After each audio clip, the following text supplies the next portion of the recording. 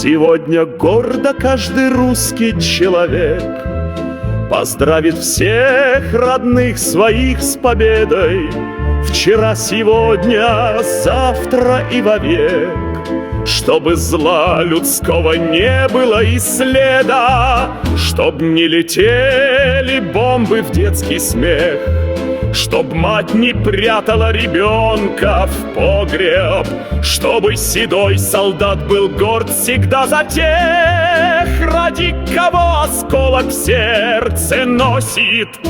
И только мирно и спокойно пусть живут все люди на родной планете, а войны пусть они совсем уйдут, и пусть счастливыми смеются дети.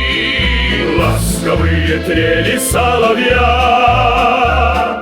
нежно нас разбудят на рассвете, и вспомнит каждый русский ты и я о русской, о великой, о победе.